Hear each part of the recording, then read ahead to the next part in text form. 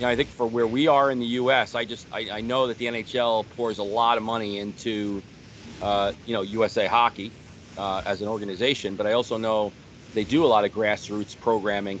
I just think they do it in a way to kind of echo Wally's point, is they don't do it like there's no concern about the ethical values of new players coming in. It's about, okay, give the kids a good experience. They get their equipment for free, put them in a place where, it's age appropriate and size appropriate for them.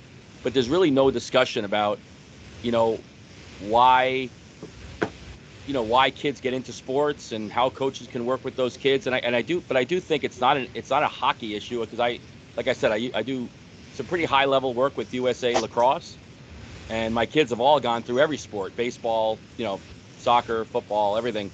And none of the governing bodies put this at the top of their list. And in reality, is that it's sport that can make the most impact on changing this. And so I think it's, I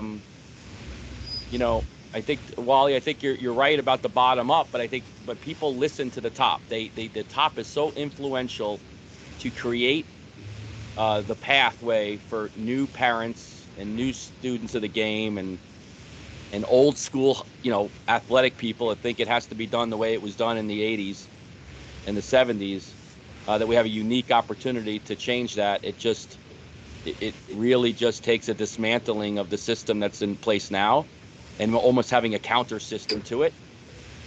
It's a lot easier said than done, I guess. There's one thing that you make me think about, Michael, when you say that is, I'm a long ways away from when my kids were in sports, and they played different sports like yours. And, I've worked with sports organizations at the minor level as a performance coach and as a leadership coach. And it seems like the problem never goes away. And there's one fact that we can't escape from it, is that what gets rewarded gets done. And what happens in minor sports is the emphasis is on winning. And because it is, I remember when I was a coach at the lower level, I was an assistant, but I saw the coach kind of play one player almost the whole game, because he was a future all-star, something like Gretzky, and he commanded the ice when he was on, so the coach overused him to the detriment of other kids that sat on the bench, and of course parents not very happy. And it still happens today, and nothing has changed, because what gets rewarded gets done. It's all about winning trophies and beating the crosstown rival and all that kind of stuff. And like you just said, Michael, it's not at the top of the agenda talking about ethical coaching, but ethical coaching, I think, is a esoteric, big word, concept. I think that what we have to talk about is respect for the little individual that is the kid, and respect for the parents who want to help their kids grow up. And if the focus, the spotlight changes to development, and not on the ice. I'm not talking about the ice now, because that's not my game. I played hockey, I played football, I played all kinds of sports. My focus is on what's going on inside the individual. And if we take care of that, you can have big wins. But the idea is that not too many people think that way. So Ray, I'd like to just interrupt, because always Terry Bracco has done things the right way all his life.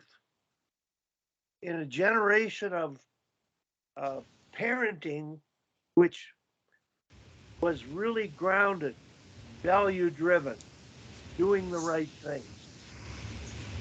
And now, the outcome people, parents,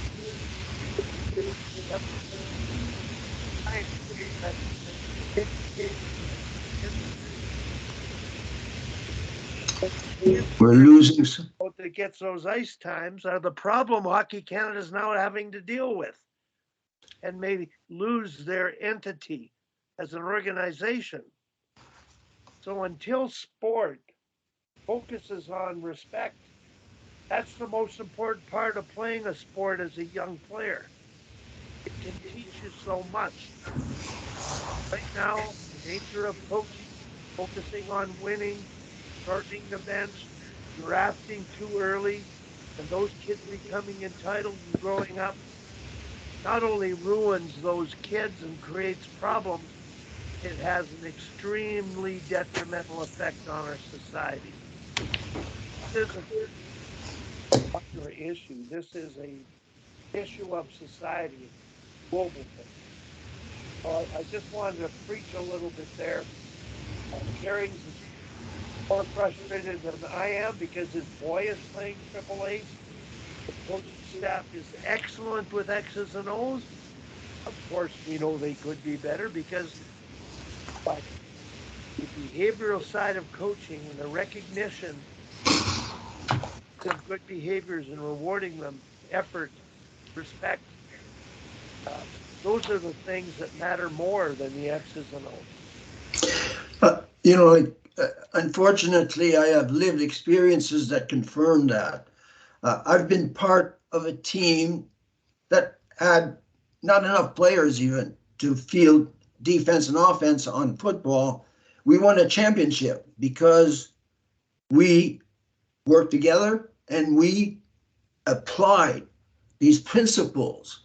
So we were a team, a real team. But I have also lived it as a performance coach when I was with the University of Ottawa GGs winning the Vanier Cup in 2000. Again, not really any stars on the team, just a bunch of guys that believed and respected values and worked that way together. And, like there's education required. I think that, coaches, it's difficult for coaches where all that they know is how to go on the ice and teach how to play hockey. And they put so much emphasis on it that they forget that these are not little robots. They're human beings. And they grow up to a system that's exactly the same, you get to the junior level and I tell you, like if you can't perform the skills, like I have a client, a coaching client that is about to enter that junior level in hockey. And he's he's looked at by a lot of scouts, but he's still not the best that he could be because he hasn't fully developed his understanding of, you have to be a man first. You have to be a human being first, not a robot. The question is how, I have an idea, but the question is how do we implement a framework that but encourages and helps coaches, parents, everyone to shift into a future thinking development mode.